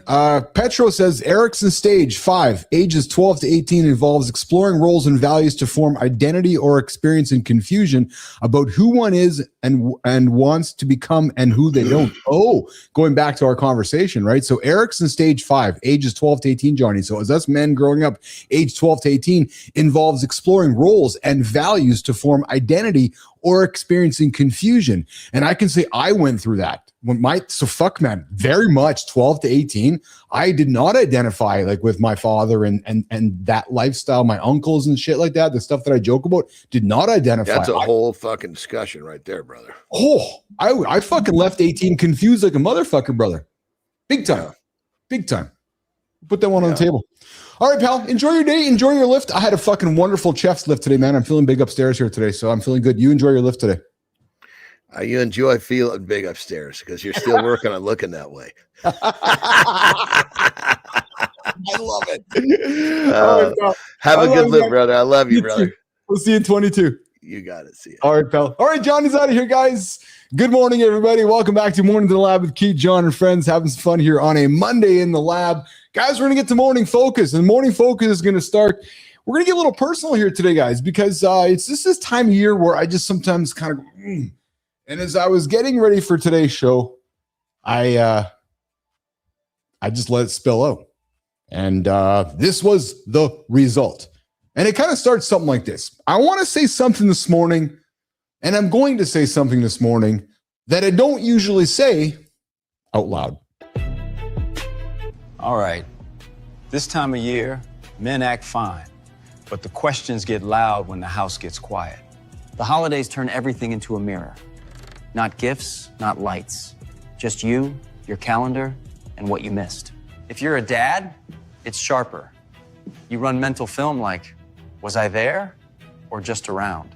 And there's no review meeting, no scoreboard, just a kid's face and your brain inventing a verdict. Keith put words to that feeling today. Not a flex, not a lesson, just the truth dads don't say out loud. If you've ever thought, I'm the only one, you're about to get hit in the chest in a good way.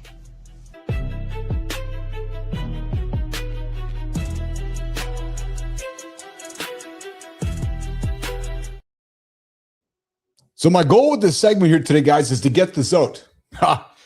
Let's give it a shot. So maybe some of you guys out there listening might relate to what I'm going to say. Maybe you're not going to relate to what I say.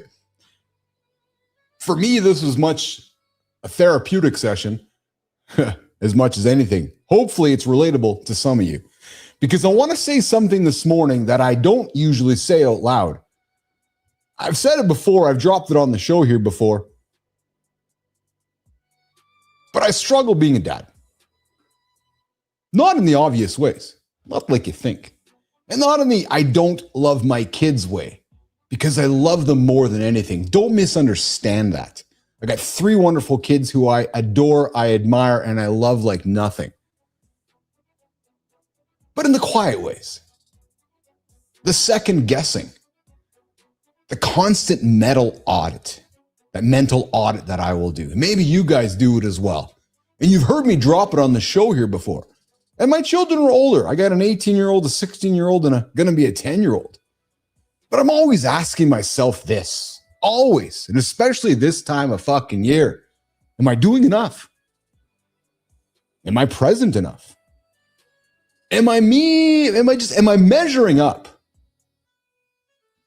Or am I messing this up in ways that I won't see until it's too late? And the frank reality is, this time of year, it gets fucking louder, man.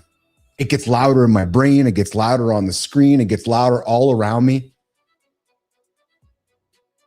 And there's some days it breaks me.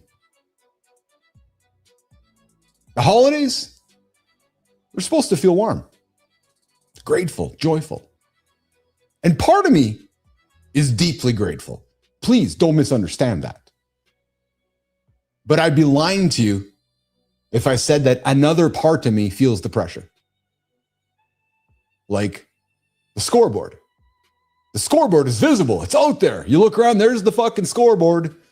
There's the dad over there failing, building his business for years, getting up, getting after it. And then I think that my kids are watching more closely, maybe comparing. Like, this is when the dads get measured, the holiday season. It fucking eats me, man. It fucking eats me like a motherfucker. And I start asking myself this question that I don't ask in July. I never ask it in July. Did I work too much this year? Because I don't call this work. I call this building. We hear it all the time. I want to show my kids what I'm doing, not say what they should be doing. Show, not say.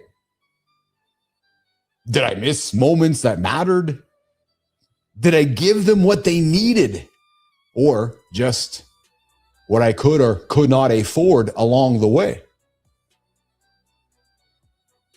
The hardest part? You never get feedback as a dad. It's not how it works. Nobody's grading you. And not that I'm expecting the grades. It's not what I'm looking for. And no, I don't want the performance review. I'm not looking for any clear signals. Maybe just hope. Maybe just love. And a lot of quiet doubt. Because I suspect, I assume, that there are people listening right now thinking, man, I thought I was the only one. I can assure you that you're not. And I think of us, especially the men out there, I think we carry this silently.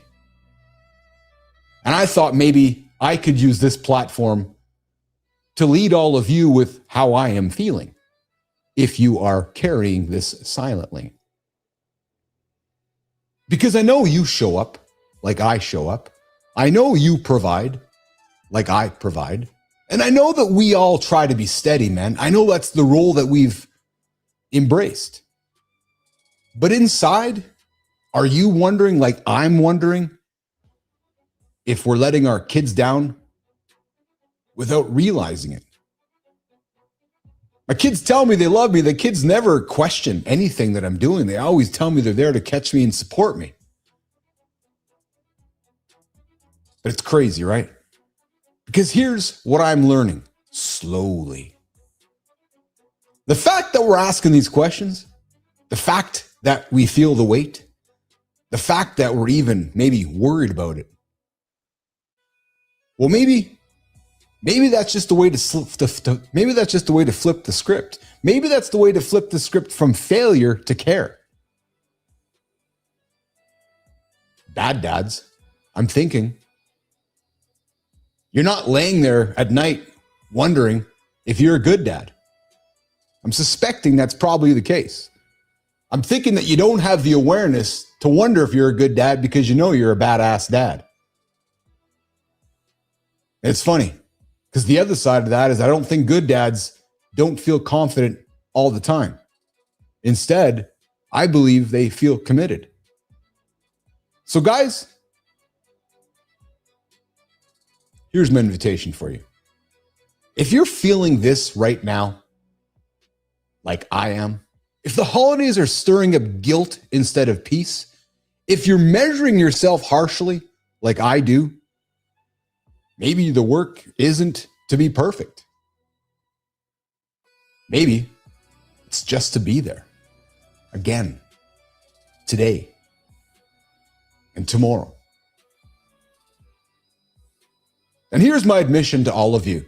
I put on the brave face. I put on the brave face. Come to the show with confidence. But here's the thing. Here's my admission to all of you. And I believe this is why this show, this conversation works daily. Because I know you don't have this figured out. Because I certainly don't have this figured out. And admittedly, I probably never will. But I'm still here. I'm still trying. And I'm choosing my kids, even when I doubt myself. And maybe, and just maybe, that counts far more than we think. Or maybe it matters as much as we want it to matter. So guys, you're not alone in this. I can assure you. And the fact that this might hit you every year like it hits me, it tells me, like I hope it tells you, that something that is important as this isn't a weakness. Which is why I remind myself, which is why I use this show to remind myself and to remind you. And Jimmy, that it's love showing up under pressure. Quick check, nation. When life feels off, do you add more intensity or do you tighten one small daily standard? So you're telling me success starts with a walk, like shoes on, outside, no vision board? Terrifyingly simple, yes. I tried extreme wellness, missed one supplement and mentally declared the whole week a write-off. That's not strength. That's a hostage situation. And then guys hit 45 and go, guess I'll die in this job I hate. Seems respectful. There is no expiration date on ambition. So today's Community Corner is about simple standards, real strength, and ambition that doesn't ask permission. The floor is yours, handsome chief.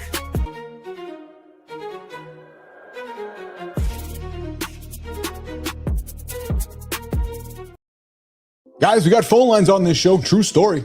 We can bring the show to you live right now. Pick up the phone. Join me. 431-300-3005. If you're a dad, are you feeling it right now? Are you having some struggles this holiday season like I am? I want to hear from you. 431-300-3005. And if you don't want to join the show live, send me a text. Send me a voicemail. Tell me how you're feeling. If you're looking for an accountability partner for the next few weeks to get you through the holiday season, I would love to be that man for you. 431-300-3005. No phone sex included. Thank you. Guys, the comments are open. Let's get after it. Maya, thank you for bringing us into the Community Corner.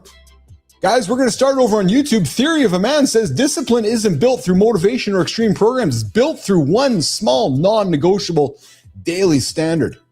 A habit, a 20-minute walk in the morning, and another after dinner. This trains self-respect through consistency, not willpower. Guys, 20 minutes. That's it. Master that small, controllable behavior every day. It could just simply start with that, a walk. What you might find yourself doing is rebuilding trust in yourself. You might even improve some physical readiness. You might even create mental clarity. Or guys, you heard about it with the conversation about what women are attracted to. Your discipline. Because your discipline is your hygiene, not your inspiration. She's not attracted to your inspiration. She's attracted to your discipline. The walk, wow, it becomes a symbol of order and showing up. It's showing her that you're disciplined to get after that walk on a daily basis. So guys, here's my invitation for you. That consistency, it's going to outperform intensity, because the goal isn't peak performance today, but the ability to perform consistently for the next 30, 50, 60 years. Guys, time is found. It's not given. It's found when you don't hit the snooze button. It's found when you get up before everybody else. It's found when you decide to lead your friends. You build the one habit into your day, or it never happens. So here's my question for you guys. What small daily standard have you been avoiding that could rebuild your self-respect? Maybe it's tying your shoes. Maybe it's making your bed. Like, is he actually saying this right now? I am fucking saying this right now. Because maybe that little standard you've let slip might be the standard that changes your life. Let's get over to Substack, you guys. When hyper focus on wellness, if I can just find my mouse. Yeah. Shane Copeland. Well, Shane spent years immersed in extreme wellness and biohacking. Life became a rigid checklist of optimization rituals, supplements, gadgets, protocols, and what promised vitality delivered fragility instead. Hyper optimization, well, some would say it sterilizes life. It removes the spontaneity, removes adversity, removes social messiness and real endurance. So then those minor disruptions happen. It's like a big crisis. And then the resilience you have quietly erodes. The true strength, well, it's built through use, challenge, contrast, not perfect conditions. True strength is built through reps. Putting the reps in, whether it's strength behind the camera, behind the microphone, in the gym, on the books, on ChatGPT, it's the reps. That's where the true strength comes from. So guys, as you're getting up, getting after it, and getting those big goals behind you, build that capable body. Care for it, but don't confuse the control with strength. Because a life designed to avoid discomfort, well, fuck, man, it eventually avoids meaning. So, is your wellness habits making you stronger or more fragile? And if you remember our conversation last week, we talked about the deadlift and the power of the deadlift that makes you stronger instead of fragile. Guys, closing the community corner today over on LinkedIn. There's no expiration date on ambition. Damn rights there isn't. Chase Diamond says one of the worst career advice pieces is you're too old to start over. Fuck no. We had an 80-year-old bodybuilder on the show today. Yeah. Most painful conversations, people in their 40s to 50s, 60s who stayed in careers they disliked because they felt it was too late. Later life career changes aren't starting from scratch. They're building an accumulated experience, judgment, courage. There's no expiration date on your ambition. Because men, women, nation, you're not starting from zero. You're starting from experience. You're starting from those accumulated skills. You're starting from all those relationships you've had. You're starting from all of that pattern recognition that you have accumulated over all of those years. Think about it. There's no fucking scratch. There's no from zero. You're ahead of everybody else. And if you haven't hit the snooze button, you're fucking further ahead than everybody. So, playing it safe, well, it has a cost. You're going to remain the average man sitting up in the fucking stands for the rest of your life. The average man waiting for retirement. The average man waiting for his pension. And then those years pass you by before you realize that you built a life that doesn't quite fit what you want. So here's my question for you. Here's my invitation for you. Don't wait for permission or the right time. The longer you delay, the more likely you say, fuck, man, I should have done this sooner. True. That's just not a made up statement, guys. Fuck, man. I should have done this sooner. So here's my question. What career change are you avoiding because you think you're too old to start? Maya, let's get me out of here. So basically, stop waiting for a perfect plan and start doing the boring thing you keep avoiding. Devastating. Truly. See? We're going to turn you two into exemplary business athletes before you know it. All right, nation, have an awesome day, and we'll see you soon.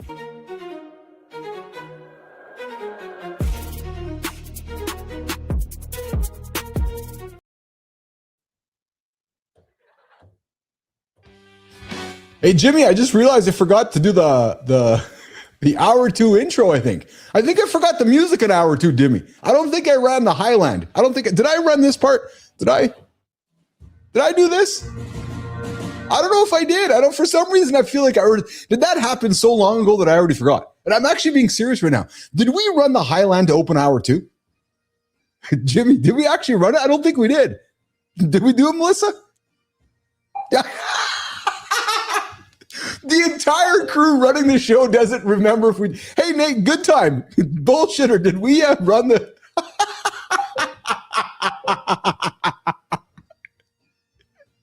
So the music I'm playing right now on this So Fimafang Olison was commenting on the production value of our show. Well, Fimafang, I will tell you that we're so caught up in the production value of our show that we don't even know whether we... Yeah, not that you guys care, but we do. Hey, so this is not hour 2. This is the sound that wraps up the hour 2, but instead we're going to do this. It's going to sound like that.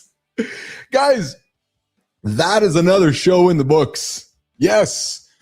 We started this morning talking about how most years don't get wrecked by one big blow up as they quietly bleed out by the last 2 weeks of the year. Guys, you can wreck the entire year you've just accomplished in these next 2 weeks. Don't fucking do it.